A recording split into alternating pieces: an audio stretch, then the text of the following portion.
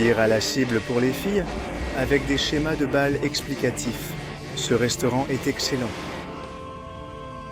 50 $. Non, non, non, 50 000 won, environ 5 $. Comment ça s'appelle? Toc toc. Vous pouvez l'emporter comme souvenir. Bonjour depuis Pyongyang. Depuis le 38e étage, aujourd'hui, une excursion assez longue nous attend. Une excursion historique. Nous avons déjà pris le petit déjeuner. Tout est super bien rangé sur la petite table. Une salade russe, de la viande, un œuf, du pain, de la confiture, du beurre, c'est assez complet. Un yaourt aussi. On dirait qu'ils veulent vraiment faire plaisir aux touristes russes. Il y a aussi des drapeaux russes partout et la salade russe, c'est un bon point. Regardez la vue depuis la fenêtre de l'hôtel le matin. Il est 8 heures en ce moment, 8 heures moins 10. On observe déjà de l'activité, de l'agitation dans les rues et beaucoup de brouillard et d'humidité de ce côté. Alors voilà, allons-y. Un peu avant le petit déjeuner, vers 7 heures, depuis la fenêtre de l'hôtel, on a entendu pendant 1 minute une alarme ressemblant à une alarme anti-aérienne qui sonnait comme ceci.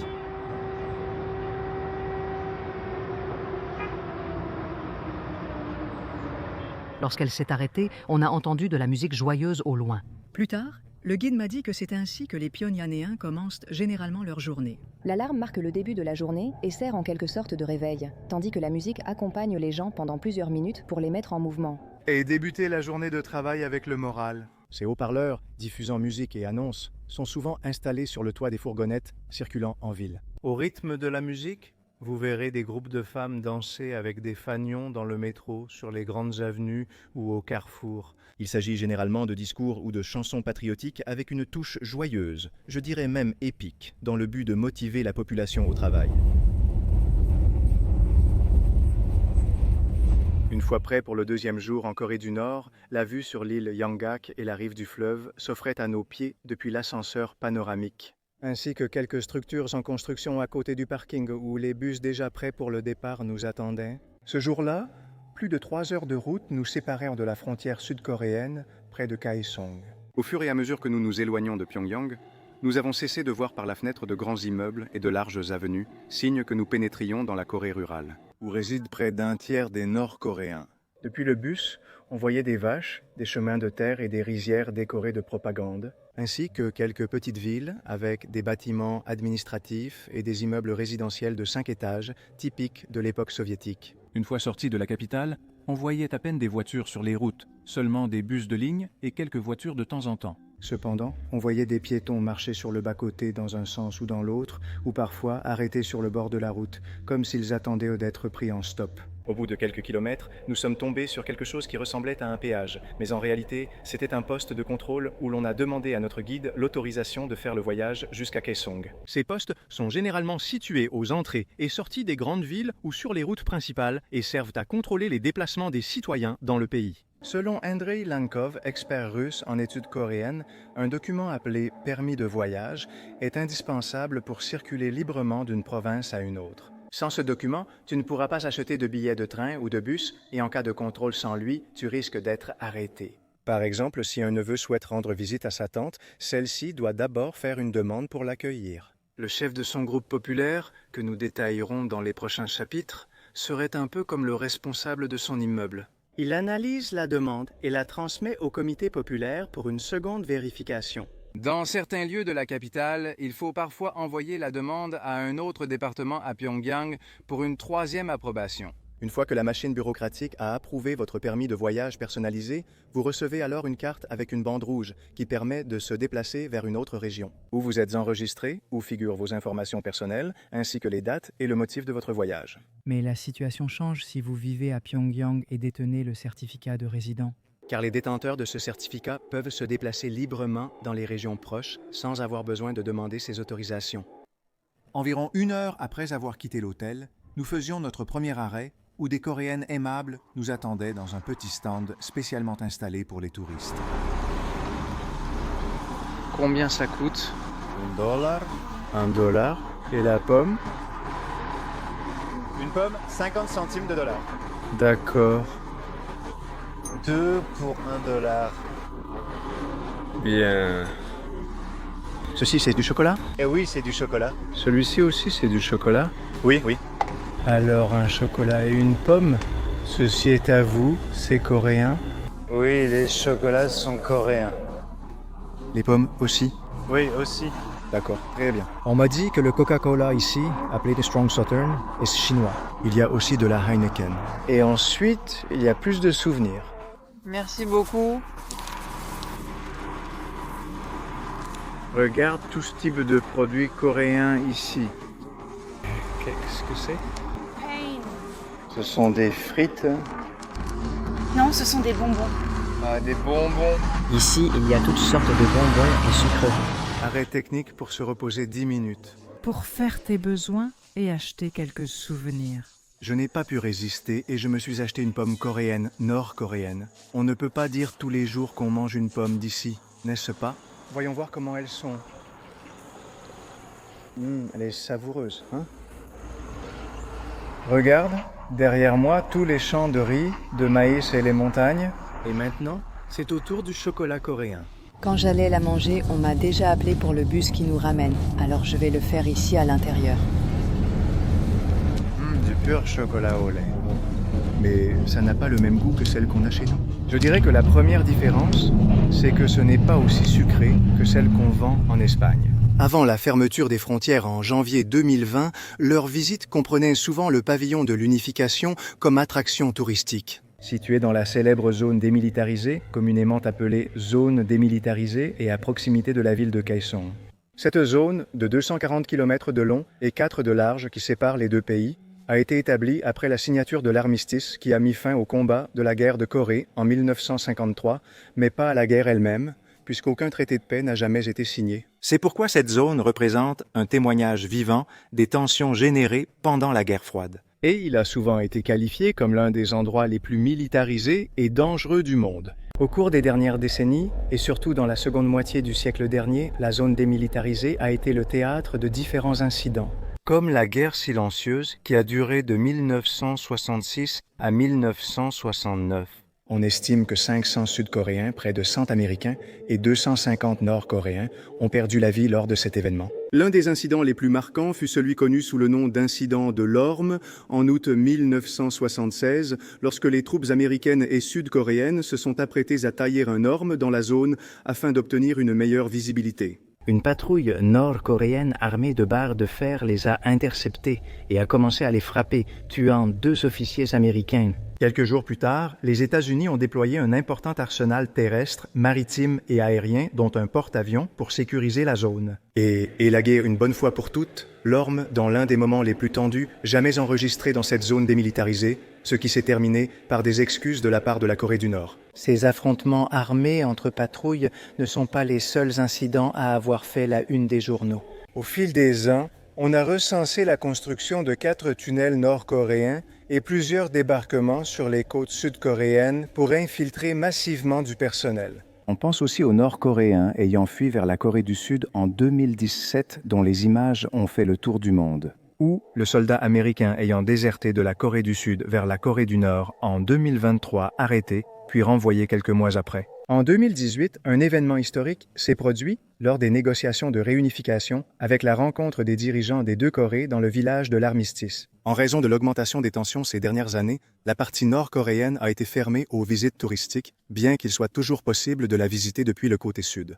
La première preuve de ces tensions était visible dès la sortie de Pyongyang, sur la route vers Kaesong. De 2001 à sa démolition en janvier 2024, le touriste pouvait voir l'arc de la réunification. On y voyait 2 femmes vêtues de costumes traditionnels, représentant le sud et le nord. Et elles s'unissaient dans un geste porteur d'espoir tout en tenant une image de la péninsule coréenne sans frontières, unie. Justement, Kaesong, la ville vers laquelle nous nous dirigions, fut la première capitale de la Corée unifiée sous la dynastie Goryeo, qui a consolidé son pouvoir de l'an 918 jusqu'à sa chute en 1392. Elle a fondé l'identité culturelle et politique coréenne durant des siècles. Après 3 heures de route à travers champs et villages, nous sommes enfin arrivés à Kaesong, où environ 300 000 personnes vivent. À l'entrée, on pouvait voir plusieurs immeubles résidentiels avec des façades en bon état et qui semblaient rénovés. Des gens se promenaient dans ces rues et faisaient du vélo. Également, des portraits de Kim Il-sung et Kim Yo-il sur les bâtiments officiels. et quelques affiches à leur effigie. Premier arrêt à Kaesong, le pont Seonyuk, où l'hégémonie de la dynastie Goryeo aurait pris fin. Ici, la guide locale nous a accueillis, vêtus, comme c'était déjà la coutume, d'un habit traditionnel coréen, prête à nous expliquer les secrets du lieu. Le pont Seonyuk a été nommé ainsi en 1392 après l'assassinat du haut fonctionnaire Jeon Mong-ju de la dynastie Goryeo. Sur la première inscription, on lit Jama, signifiant descendre de cheval. Autrefois, ils se déplaçaient à cheval. Donc lorsqu'ils arrivaient ici, ils devaient descendre en signe de respect envers ce fonctionnaire et continuer à pied. Dans l'inscription suivante, il est décrit comment l'un des descendants de Jeon Mong-ju a clôturé le pont en signe de respect envers ses prédécesseurs. La dernière inscription a été réalisée par Han Zo-pong, un important scribe de notre pays, et il est écrit Pont Seonyuk. Après l'embuscade, la trahison et l'assassinat par les partisans de la famille Ji, de l'académicien et diplomate de la dynastie Goryeo, Jeon Mong-ju, La capitale a été transférée dans l'actuel Séoul et le règne de la dynastie Joseon a commencé, se prolongeant jusqu'en 1897. Malgré sa taille modeste, le pont Seonyuk reflète l'ingénierie avancée de la dynastie Goryeo. Dans la culture coréenne, il symbolise principe et résistance à la trahison. La légende dit que les taches de sang de son assassinat seraient encore visibles, indélébiles, dans la roche. À ses côtés se trouve le monument à la tortue qui a été érigé pour honorer la dynastie Goryeo et l'érudit Jang Mong-ju. Nous sommes dans ce qui fut la capitale de la Corée, qui compte actuellement 300 000 habitants, mais on estime qu'à l'époque où elle était capitale, elle en comptait jusqu'à 1 million. C'est ce que nous a dit le guide, et cette capitale regorge d'histoire. Nos ancêtres ont construit ces monuments à partir de monolithes qu'ils ont dû bien polir. Ces tortues qui sont ici ont 150 et 300 ans. Un mâle et une femelle. La femelle a 300 ans et le mâle 150. Elles soutiennent des piliers que les dynasties ont construits sur des tortues pour symboliser la longue vie et l'immortalité de ces dynasties. Et en haut, si tu regardes, il y a des dragons. Ils se distinguent parce que dans la nature, la tortue mâle est plus belle. Tu peux voir qu'ici elle a plus de décoration que la tortue femelle. Regardez le niveau de détail fait à la main dans la roche massive. Et selon la tradition coréenne, tu dois le toucher 3 fois comme présage pour vivre 100 ans. Après cette petite pause, nous avons pris la route vers le prochain point de l'itinéraire, considéré comme la première université de Corée, construite il y a plus de 1000 ans et qui abrite aujourd'hui le musée de la dynastie Goryeo. En route, nous avons pu jeter un autre regard rapide par la fenêtre du bus sur les rues de cette ville frontalière. Pendant que nous sommes dans le bus, nous croisons des piétons, des gens. Certains saluent et beaucoup d'autres restent à regarder avec un air surpris pour voir qui se trouve à l'intérieur. D'autres visages différents de ceux auxquels ils ne sont pas habitués. Beaucoup de gens à vélo. L'asphalte n'est pas toujours parfait et les façades des maisons pas toujours fraîchement peintes. Mais que ce soit en zone rurale ou en ville, ce que l'on peut assurer, c'est que tout est très propre et bien entretenu, et on ne voit pas de déchets ou de gravats dans les rues et sur les chemins. Il est normal de voir des gens accroupis, penchés, en train de désherber les jardins des parties communes ou de balayer les avenues et les entrées des immeubles. Le groupe populaire de chaque district, formé des habitants, organise le nettoyage de la zone. Et cela inclut la collecte des ordures et des déchets fécaux qui seront ensuite utilisés comme engrais. Ces travaux sont réalisés à tour de rôle par les familles des groupes populaires. Cependant, au cours de la dernière décennie, en raison de l'augmentation du pouvoir d'achat de certaines familles, celles-ci ont commencé à payer les plus pauvres pour effectuer ces tâches à leur place. Dans un échange où les deux parties sont satisfaites. À notre arrivée à l'ancienne université, nous avons eu l'occasion de voir plusieurs habitants locaux depuis la fenêtre du bus, occupés à leurs tâches quotidiennes. Ce n'est pas très courant lors de ces visites, et selon ce que nous a expliqué le guide, il se rendait dans un cimetière proche pour une sorte de célébration. Bien que cela n'ait duré que quelques instants, le temps que les guides nous attirent et nous conduisent dans l'enceinte. Ce sont leurs vêtements traditionnels coréens, n'est-ce pas? Oui, traditionnel coréen. Ça s'appelle chukori. Chukori. Chukori. Ils nous ont amenés à ce qu'était l'université il y a 1000 ans. Ce qui s'est passé, c'est qu'à l'époque de la guerre, elle a brûlé et c'est une reconstruction. Même si les arbres à l'entrée ont été préservés, on dit qu'ils sont là depuis le début et qu'ils ont 1000 ans. Ce sont des arbres immenses. Il faut 4 personnes pour les enlacer. Allons-y. Tous ces complexes qu'on nous montre ont été déclarés patrimoine de l'Organisation des Nations Unies pour l'éducation, la science et la culture, Organisation des Nations Unies pour l'éducation, la science et la culture, en 2013. Regardez le musée dans lequel on nous a emmenés, ouvert en 92. Voici la photo de la présentation avec tous les hauts responsables, le président, bien sûr, le dirigeant, plutôt. Et plein d'artefacts historiques, des épées, de grandes toiles, des documents de l'époque, des petites jarres, même une sorte de bille, là, je ne sais pas ce que c'est. Des pièces du Xe siècle, de l'époque, et regardez, ce qui m'a le plus frappé, c'est ce panneau explicatif où il raconte combien coûtaient les personnes, enfin les esclaves ou les serviteurs, et les vaches. Les vaches étaient ce qui coûtait le plus cher, les personnes âgées et les enfants le moins cher. Les femmes un peu plus, aussi bien les femmes que les hommes, venaient juste après les vaches. Ils ont aussi une carte où l'on voit comment ils commerçaient avec toute l'Asie du Sud-Est et l'Inde avec de la porcelaine, des racines, des tissus.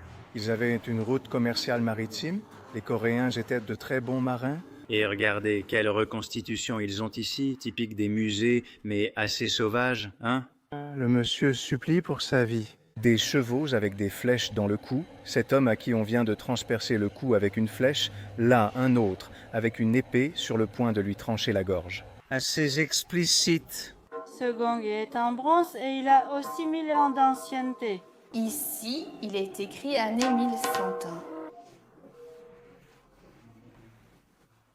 Ce sont des miroirs en bronze.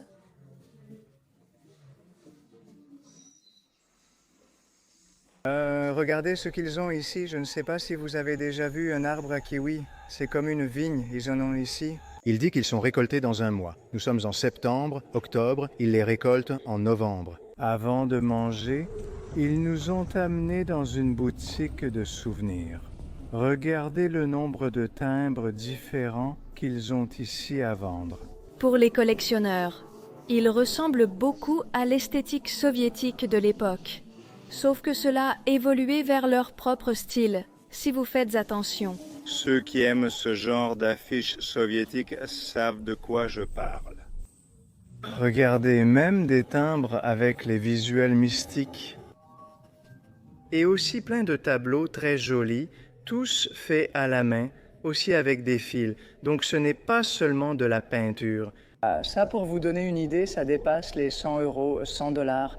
Ça dépend de la taille, parfois même jusqu'à 300. Ils ont même des cosmétiques coréens qui sont très célèbres dans le monde entier. Eh bien, ici, ils ont leur propre version. Cosmétiques de Kaesong Koryo, Inchami Cosmétiques. Tout est probablement une entreprise gouvernementale, je suppose. Voilà à quoi ressemble la boutique de souvenirs d'ici. Je vais jeter un coup d'œil aux cartes postales. C'est ce que vous pouvez voir dans les rues. Toutes ces affiches ici, c'est ce que vous pouvez voir dans les rues. Il y en a une multitude avec des slogans pour le gouvernement, pour le travail, pour l'effort, pour la défense contre l'ennemi, pour l'excellence sportive. Regardez, il y en a même sur la Coupe du Monde. Regardez même ici, une famille achetant des cadeaux pendant la période de Noël. Bien sûr, il ne pouvait pas manquer le missile balistique. Et ici, vous avez plus d'affiches. Celle-ci dédiée à la guerre contre les États-Unis, la destruction de l'ennemi avec la crosse du fusil. Là, vous avez les États-Unis et une main coréenne. Je pourrais passer des jours à regarder toutes ces affiches. Elles sont toutes différentes et vraiment uniques.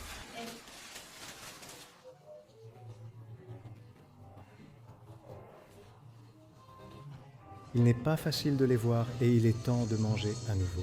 Regardez le restaurant, comme toujours, la nourriture est déjà sur la table. J'espère que ça vous a donné faim.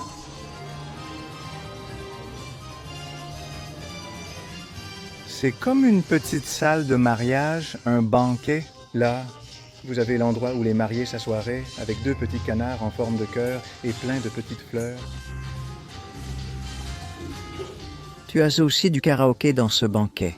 Et tu vois les chansons avec le suivi, et ils mettent des images de soldats, d'animaux, de tout ce que tu veux. Ce plat traditionnel coréen s'appelle pansanggi. Il est typique de la région de Kaesong et c'est celui qu'on sert généralement dans les restaurants quand tu visites la ville. Il est servi dans plusieurs bols en bronze, car en Corée féodale, plus il y avait de plats, plus le statut social était élevé. En général, il y a 9 à 12 plats aux saveurs variées. Algues marines, œufs, porc, gelée de gland, kimchi, douceur de riz et de blé, pâtes farcies et riz. Et ça, qu'est-ce que c'est? Fougère. Et ça? Poisson, haricots verts dans lanière. Merci. Je ne sais même pas ce que je mange, mais tout est vraiment délicieux. Avec du riz, et maintenant on m'a aussi apporté du poulet farci au riz, et avec cette racine. Algues? C'est comme du petit poisson, ça a le goût d'anchois. Et une omelette. Regardez ce qu'on vient de m'apporter ici, le poulet traditionnel. C'est un plat qu'il faut commander en plus du menu qu'on nous a servi et il coûte $30 à partager entre 4 personnes. C'est tout comme une préparation spéciale et c'est la racine que j'ai vue partout. C'est comme un tubercule, sucré et amer aussi. Et ça, on dirait une souchet. En dégustant le poulet au ginseng, j'ai repensé à la famine nord-coréenne des années 1990, appelée la Marche ardue, survenue après la chute du bloc soviétique. Comme le poulet au ginseng, un plat simple qu'on mangerait chaque semaine en Espagne, ici il est vu comme très précieux. Un système de gestion des terres peu efficace et une grande dépendance aux engrais et aux subventions soviétiques. Les catastrophes naturelles comme inondations et sécheresses expliquent la baisse de la production agricole nord-coréenne entre 1994 et 1998. D'après leurs chiffres officiels, environ 250 000 personnes ont perdu la vie, bien que le nombre exact reste incertain. Grâce à la militarisation de l'agriculture et au soutien international, surtout chinois, le peuple nord-coréen a surmonté cette crise. Les gens ont cherché à survivre et, dès le milieu des années 90, l'économie de marché a servi de soupape face au système rigide de distribution étatique. L'État, qui contrôle la majorité de la production du pays, est chargé de distribuer un panier alimentaire à ses citoyens. Il leur fournit des rations alimentaires hebdomadaires et mensuelles, variant selon la région et le travail. Par exemple, un physicien nucléaire résidant à Pyongyang a un meilleur accès qu'un agriculteur d'une zone rurale à des rations plus importantes et à des produits plus précieux, comme la viande. Actuellement, on estime que 20% des terres sont gérées de manière privée, ce qui n'est pas légal en Corée du Nord. Mais c'est une chose à laquelle le gouvernement ferme les yeux, car cela aide à nourrir les parties les plus pauvres de la population, même aujourd'hui. Les marchés informels, appelés Yangmadang, étaient une gestion parallèle au système étatique de distribution alimentaire. Permettent aux citoyens d'acheter et vendre des biens et services indisponibles officiellement.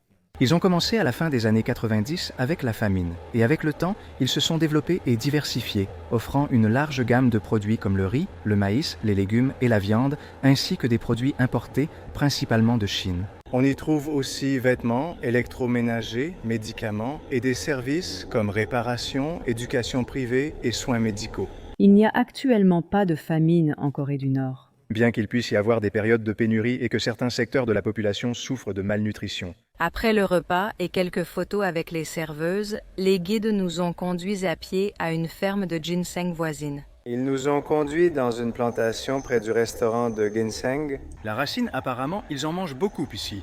C'est l'un des ingrédients principaux de leur alimentation, d'après ce que j'ai compris. Sous différentes formes, on peut la faire bouillir et la boire aussi comme du thé.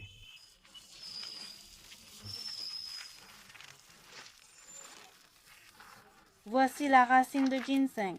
Vous pouvez la déterrer, la prendre et l'acheter. Quand avez-vous l'habitude d'en manger tous les jours? On peut en manger tous les jours. On le fait bouillir et il est prêt à être consommé. C'est très sain. Et en infusion? Oui, aussi. Vous pouvez l'emporter comme souvenir. On amène les touristes ici et pour la modique somme de 15 €, vous pouvez creuser, extraire votre propre racine et l'emporter chez vous. Elles sont exposées comme dans de petits étals, si vous regardez bien, sur des élévations. Elles ne sont pas directement sur le sol, mais sur le côté. Je pense que c'est pour drainer l'eau et éviter l'exposition directe au soleil ou à la pluie. Ils utilisent sûrement l'eau de pluie pour arroser ensuite. C'est pour ça qu'il y a cette inclinaison sur ce petit toit, sur le toit. Le ginseng coréen, appelé ginseng en Corée du Nord, est une plante prisée pour ses vertus médicinales. Traditionnellement utilisée en Corée pour stimuler l'énergie, l'immunité et la longévité. Bien qu'il soit cultivé dans plusieurs parties du monde, la péninsule coréenne est particulièrement propice à sa culture. Et en particulier la région de Kaesong où l'on cultive du ginseng de haute qualité selon les méthodes traditionnelles. Sa culture est longue. Il faut 5 à 6 ans entre la plantation et la récolte. Comme je vous le disais, ici ils le font bouillir. Comme du thé, c'est l'une des variantes pour le boire. Là, il est en train de préparer un plat que je ne sais pas ce que c'est, avec de la tomate, avec du jus. Regarde la quantité de produits et de boissons alcoolisées qu'ils vendent ici. Pendant la visite, le guide a accepté nos demandes et nous a montré un billet de won nord-coréen.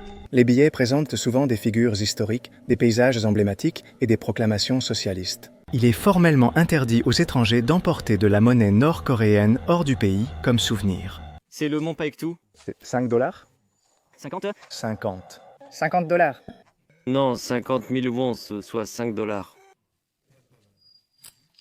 Émis par la Banque centrale de la République populaire démocratique de Corée, il est principalement utilisé pour les transactions domestiques. Et les touristes ne sont autorisés à utiliser que des devises, comme l'euro, le dollar, le yuan chinois ou, dans notre cas, même des roubles russes. Dans une sorte de système économique parallèle, différent de celui des Nord-Coréens ordinaires. Les sanctions et l'exclusion de la Corée du Nord du système monétaire international, de la Banque mondiale et du Fonds monétaire international compliquent son accès aux devises, surtout au dollar. La monnaie dominante sur le marché international des devises. Ainsi, malgré son isolement, la Corée du Nord exploite le tourisme pour obtenir des devises étrangères qu'elle utilise ensuite stratégiquement pour soutenir son économie et financer des projets nécessitant ces devises. Une autre façon d'obtenir ces devises consiste en les relations commerciales avec les pays traditionnellement amis, comme la Russie et la Chine. Grâce aux exportations de minéraux, de textiles ou de produits agricoles qui sont réalisés en yuan ou en roubles. Ou encore envoyer des travailleurs à l'étranger pour qu'ils s'envoient des fonds. Il existe aussi des zones économiques spéciales créées pour attirer les investissements étrangers grâce à des avantages fiscaux, des règles assouplies et une ouverture accrue au commerce international. On distingue la zone économique de Rason, axée sur le commerce maritime, et la zone industrielle de Kaesong. De 2002 jusqu'à sa fermeture en 2016, il s'agissait d'un projet économique conjoint avec la Corée du Sud qui combinait les ressources foncières et la main-d'œuvre bon marché nord-coréenne avec le capital et la technologie sud-coréen. Plus de 120 entreprises sud-coréennes ont employé près de 50 000 Nord-Coréens dans l'assemblage, le textile et l'électronique, les payant en dollars. Ces salaires, gérés par le gouvernement nord-coréen, auraient financé le programme nucléaire, poussant le Sud à arrêter le projet. Après le repas et la visite de la ferme de ginseng, nous sommes remontés dans le bus et j'ai voulu filmer la façade du restaurant avec le drapeau. À ce moment-là, le guide déco depuis l'extérieur m'a dit de ne pas filmer, car il pensait que j'étais en train de filmer les gens. J'ai ensuite appris qu'il venait tout juste de remarquer et de demander à un couple du groupe d'effacer une photo. Parce qu'ils avaient pris la photo en faisant le signe de la victoire avec les doigts près du visage. Ce geste est considéré en Corée du Nord comme un manque de respect et de la propagande sud-coréenne. Nous avons continué dans les rues jusqu'à la colline Hanam, où se dressent les statues en bronze de Kim Il-sung et Kim Jong-il. Les Nord-Coréens y rendent hommage, et il y a de telles statues partout dans le pays. Cette fois, nous ne leur avons pas laissé de fleurs, car notre destination était la vue sur la vieille ville de Kaesong. Ne filme pas les vieilles dames. Parfois, les gens n'aiment pas être filmés. Ici, le guide nous a dit qu'il pratiquait le tir à l'arc. C'est une construction du XVIIIe siècle, du début du XVIIIe siècle, et depuis cette structure, il tirait à l'arc vers là-bas, en bas de la colline. Et si vous regardez bien, d'ici on voit des maisons assez anciennes par rapport à celles d'aujourd'hui. Il nous a dit que c'était une zone neutre pendant la guerre. C'est pourquoi on a peu construit ici et que les maisons, datant des XVIIIe et XIXe siècles, ont peu souffert. Il y a les grands-mères ici en train de prendre un thé. Je ne sais pas si je les ai captées avec la caméra. Elle nous salue, se repose tranquillement, avec cette vue spectaculaire sur la ville. Regardez là-haut, sur la montagne, il y a encore des proclamations. Et ces petites maisons, le guide m'a dit qu'elles se distinguent des maisons chinoises parce que leurs toits se terminent en courbe, alors que les toits chinois sont droits Et encore aujourd'hui, vous pouvez voir qu'il y a toujours des gens qui se promènent dans les rues, vivant dans ces maisons. Avec quelques panneaux solaires, bien sûr, un peu plus modernisés, mais regardez comme c'est vert, mais il y a à peine des usines, à peine des voitures. On respire un air pur ici.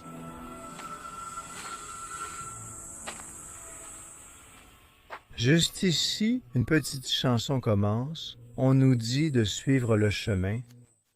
La ville de Kaesong, en plus d'avoir été la première capitale de la Corée unifiée, joue aussi un rôle important dans l'histoire récente. Mais en 1945, après la Seconde Guerre mondiale, les États-Unis et l'Union soviétique ont séparé la Corée au 38e parallèle. À cette époque, Kaesong se trouvait dans la partie sud contrôlée par les États-Unis. Mais après la guerre de Corée et la signature de l'armistice en 1953, la frontière d'origine a subi quelques modifications et Kaesong est passé sous le contrôle de la Corée du Nord. Seule grande ville à avoir changé de camp pendant le conflit, la Corée du Sud est à 5 km d'ici. Jusqu'en 2008, les Sud-Coréens pouvaient visiter la ville en groupe touristique pour quelques heures. Avant de partir pour l'étape suivante, les grands-mères, d'abord occupées à passer le temps, se sont mises à chanter pour animer notre visite de la vieille ville en musique. Au début, nous ne savions pas si l'enregistrement était autorisé, car des guides avaient déjà réprimandé le groupe. En filmant sans consentement, on craignait de déranger, mais on nous a finalement laissé faire. Plus tard, on a compris que cela arrivait toute la semaine avec d'autres groupes de touristes.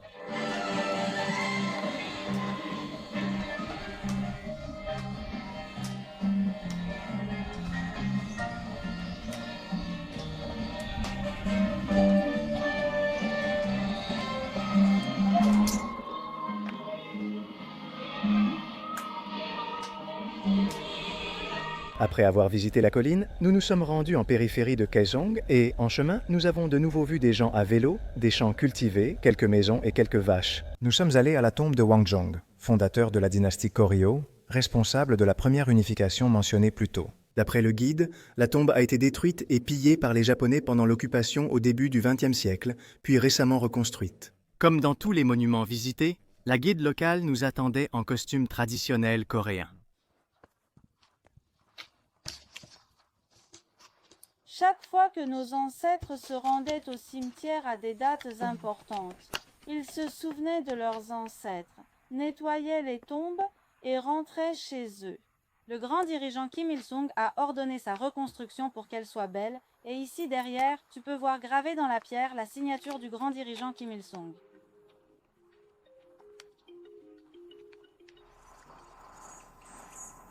Eh bien, quel chant d'oiseaux exotique! Ensuite, nous sommes allés visiter la tombe des rois Gyeongyo, située dans un endroit de rêve. Au milieu de la forêt, au sommet d'une colline, au bout d'un long escalier de pierre. Celles-ci, ce sont des tombes royales. Il y a le roi et la reine. Elles ont 700 ans. C'était un couple qui s'aimait beaucoup, qui s'aimait profondément, mais qui ne pouvait pas avoir d'enfants. Et quand la femme est enfin tombée enceinte, au moment d'accoucher, elle est décédée. Le roi ordonna de bâtir la tombe de sa femme et la sienne à côté pour qu'ils reposent ensemble éternellement. Au début du XXe siècle, lors de l'occupation japonaise, les Japonais ont pillé tous les trésors présents. Dans les années 50 et 60, ils ont ordonné la reconstruction. Ce que vous voyez aujourd'hui a une signification symbolique. Ici, les conseillers, et là-bas, les soldats. Si vous regardez le conseiller le plus proche du roi, il a plus de barbe, il est plus âgé, plus que le jeune, parce qu'il a plus de capacité à conseiller correctement le roi. Et pourtant, chez les soldats, c'est l'inverse. Le vétéran, plus éloigné du roi et proche du front, est jugé plus apte à le défendre que le jeune. Même s'ils ont bombardé très fort cette zone pendant la guerre de Corée, elle ne s'est pas effondrée. Certaines pièces trouvées, surtout les plus anciennes, sont originales. Tout cet espace ici a plus de 700 ans. J'ai jeté un coup d'œil à l'enclave où se trouve cette tombe. Regarde, entouré de forêts et de montagnes. C'est de la jungle pure. On respire vraiment un air pur ici. Et selon la légende, c'est ici qu'il a peint le portrait de sa femme dans cette petite maison. Le portrait était ici, jusqu'à ce que les Japonais le pillent. De retour en ville, nous conclurions la visite historique par la porte du Sud au centre de Kaesong. En chemin, j'ai de nouveau eu l'occasion de filmer quelque chose depuis le bus, comme des affiches avec les dirigeants sur le bord de la route ou sur les bâtiments officiels au milieu d'une place. De nombreuses personnes à vélo ou à pied semblant rentrer du travail. Au loin, j'ai aussi aperçu des baraquements en adobe, des toits en bois et le drapeau de la Corée du Nord flottant. Quelque chose qui ressemblait à un petit camp de travail. C'est du moins ce que j'ai compris du guide, qui, lorsque je lui ai demandé de quoi il s'agissait, a utilisé le mot « lager » en russe. Il parlait sûrement d'un camp de travail et de culture ordinaire. J'ai un instant pensé au camp de travaux forcés et correctionnels, où l'on envoie ceux qui commettent des infractions ou délits. En russe, ce mot sert aussi à cela. Selon Andrei Lankov, bien que leur apogée remonte à des décennies, le nombre de camps de travaux forcés a diminué de 2 à 3 fois en 30 ans. Selon les dernières estimations de 2016 basées sur des images satellites, il pourrait abriter entre 80 000 et 90 000 personnes. Il est difficile de le savoir précisément et il ne faut pas totalement se fier à ces chiffres. Les camps de travail pour les condamnés pour discrédit envers le régime ou prisonniers politiques sont distincts de ceux pour autres crimes. Ils constituent donc 2 systèmes distincts avec des nomenclatures différentes. La Corée du Nord est un pays avec un faible taux de criminalité. C'est pourquoi, selon Lankov, beaucoup des détenus se trouvent dans les camps pour des plaisanteries inappropriées contre le régime ou le système. Comme se plaindre publiquement en disant qu'ils vivent pire que les cochons. Jusqu'aux années 2000, la famille d'une personne accusée de crimes de discrédit envers le régime était aussi envoyée dans des camps de travail et de rééducation. Tous ceux qui étaient enregistrés à la même adresse que l'accusé. Là, ils purgeaient de leur peine pendant des années ou à vie, selon la gravité du crime. Les conditions de vie des membres de la famille ont toujours été meilleures que celles des coupables. Cependant, Kim Jong-un a progressivement supprimé cette règle depuis son arrivée au pouvoir en 2011 et selon Lankov, elle ne serait actuellement plus en vigueur. On vient de nous arrêter au centre de Kaesong, devant cette porte qui date aussi d'il y a 700 ans. Le centre semble très animé, du moins selon les standards nord-coréens. Et bien sûr, on ne peut pas manquer les affiches de propagande partout avec les pancartes. À cette porte historique, il y a aussi une cloche de 14 tonnes, elle aussi vieille de 700 ans, qui se trouvait dans la plus grande église de la région. Jusqu'en 1500, jusqu'à ce que l'église brûle. Elle est encore conservée ici aujourd'hui, mais elle porte toujours des traces d'éclats d'obus ou des marques d'éclats datant de la guerre patriotique, comme on l'appelle ici. Elle est magnifique, avec Bouddha, avec des dragons, avec des petits crabes, avec plein d'inscriptions. Et jetez un coup d'œil aux détails de la porte. La plupart des portes vues aujourd'hui ont la même composition. Petites fleurs, couleurs, style artistique. Et regardez, au milieu de la place de Kaesong, voici à quoi ressemble une rue ici dans la ville de Kaesong qui fut la capitale de la Corée, la capitale historique. Des gens, bien sûr, sur leur vélo, un agent qui régule la circulation. Les personnes en blanc sont des agents de la circulation, non des militaires. Leur uniforme ressemble à celui des militaires, mais il est blanc. Le couvre-chef est similaire. Au fond, on voit encore plus d'affiches de propagande et de proclamations. Et là, un écran dont je ne sais pas s'il s'agit de la gare routière, de taxi ou autre chose, et un groupe de personnes qui se rassemblent. Il commence à pleuvoir et nous rentrons pour dîner. Si, comme moi, vous êtes curieux de ce qui était écrit sur les panneaux.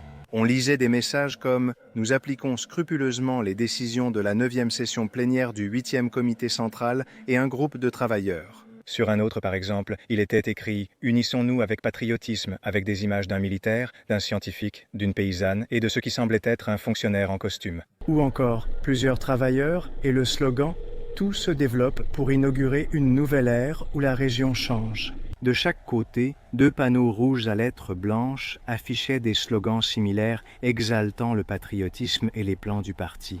Après avoir visité Kaesong, nous sommes repartis vers Pyongyang. De nouveau, par la fenêtre du bus, nous avons pu apercevoir les bâtiments de l'une des avenues principales, avec quelques proclamations, quelques bâtiments officiels et d'autres affiches de propagande. Au loin, un pont et plusieurs Coréens abrités attendant que la pluie cesse, et en haut de la colline, encore plus de proclamations. Pendant que nous retournons à l'hôtel, nous nous sommes de nouveau arrêtés à l'aire de service, la seule qui doit exister. Et on voit bien à quel point ils font des efforts pour que le touriste retrouve tout ce qu'on avait ce matin. Ils ont changé de place, ils nous ont accueillis avec les mêmes choses que ce matin.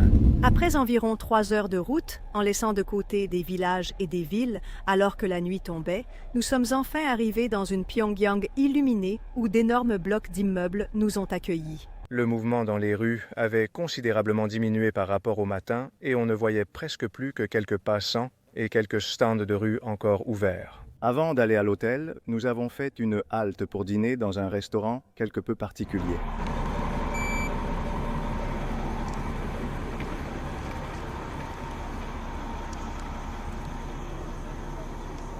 Nous sommes revenus à Pyongyang après près de 3 heures à rebondir dans le bus maman. Merde, j'ai essayé de dormir 2 ou 3 fois et j'ai fini avec un mal de cou spectaculaire. Comme le bus rebondit, entre le fait qu'il a de l'âge et que la route est aménagée d'une certaine façon, voici le restaurant où nous dînons maintenant. Sûrement que la bière de riz nous attend déjà, comme toujours, le verre réglementaire, et on verra avec quoi ils vont nous surprendre ce soir. Ils nous ont pris la température dès qu'on est descendu. Si tu as 37 degrés, tu ne peux pas entrer. Nouveau restaurant. C'est vraiment bien. Honnêtement, je m'attendais à ce qu'on mange tous les jours à l'hôtel, mais non. Chaque jour, c'est un nouveau restaurant. Regarde les petits poissons ici. Mince, tire à la cible ici pour les filles et avec des schémas de balles pour expliquer comment ça marche. Ce restaurant est vraiment bon. C'est un stand de tir ici? Non. Et pourquoi tout ça? Ah, jusqu'à 7 heures, je comprends. C'est pour ça tous ces tableaux. Le voilà. Cours de tir.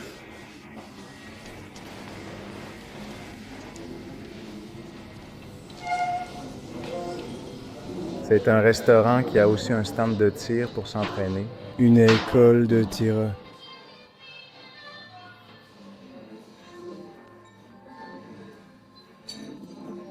Comment ça s'appelle? C'est toc. Nous allons goûter le toc du riz pressé. À coups de marteau.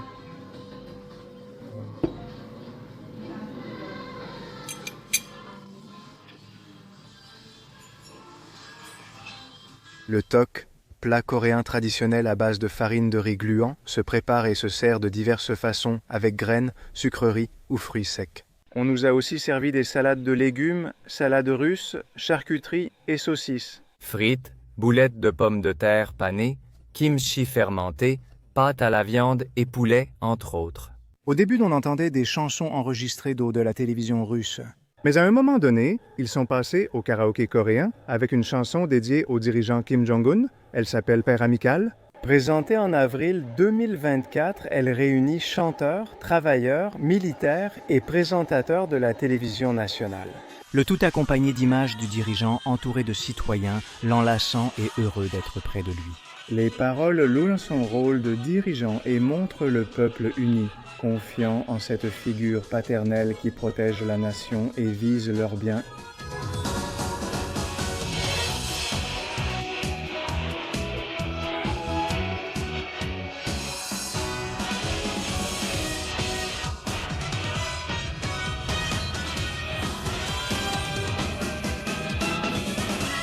Après le dîner, on nous a ramenés à l'hôtel, mettant ainsi fin au 2e jour en Corée du Nord. Non sans faire un tour au restaurant panoramique tournant du dernier étage, d'où l'on avait une vue panoramique sur le centre de Pyongyang. Dans le style typique de Wall Street des années 80 et 90. Une autre particularité de cet hôtel, le Yangkak-do, c'est qu'il possède un restaurant à l'étage le plus élevé, au 47e étage. Il faut changer d'ascenseur car 8 vont jusqu'au 43e étage et seulement 2 jusqu'au 47e. D'ici, vous pouvez avoir une vue panoramique sur tout Pyongyang tout en prenant une liqueur, une bière, un saké, un whisky, ce que vous voulez. Vous avez l'hôtel moderne là-bas, au fond, qui reste inutilisé, mais ils ont installé l'énorme écran et il est encore 10h15. Il n'est pas encore 10h30. mais vous pouvez voir la ville illuminée. Dans peu de temps, ils vont l'éteindre. Tout ce qui est éclairé ici va être éteint. Une table pour les banquets. C'est un restaurant très dans le style des années 80-90 de cette époque de Wall Street, non? Tous ces immeubles, ces gratte-ciel immenses qui étaient construits avec des vues vitrées sur toute la ville à 360 degrés. Eh bien, ici, vous pouvez encore le voir à Pyongyang. Téléviseur TCL. Voilà à quoi ça ressemble. Maintenant, c'est vide avec quelques touristes par ici. Nous sommes le seul groupe de 100 touristes à l'hôtel. Pourtant, il peut accueillir beaucoup plus, avec 40 ou 50 tables de taille variée. Et si je ne me trompe pas, c'est ouvert jusqu'à minuit. Pyongyang n'est pas vraiment une ville très éclairée, honnêtement. Il y a différents quartiers, si vous faites attention, qui sont éclairés. Depuis l'hôtel, on peut voir 3 ou 4 quartiers, ou de grands pâtés de maisons qui doivent être à environ 1 kilomètre de distance. Seules les avenues d'1 kilomètre ou de 500 mètres sont éclairées. En prenant quelques bières de riz en surplombant la vue, pendant que nous goûtions des cigarettes coréennes achetées à la réception pour $1, nous terminions la journée et nous nous préparions pour le lendemain. Santé!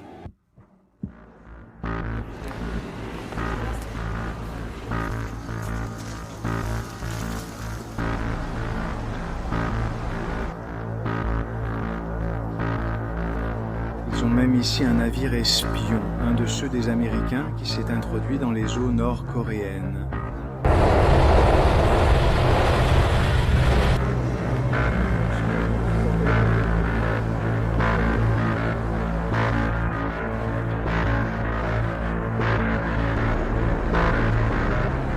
Et le voilà, le Biba Bar, le bar à bière.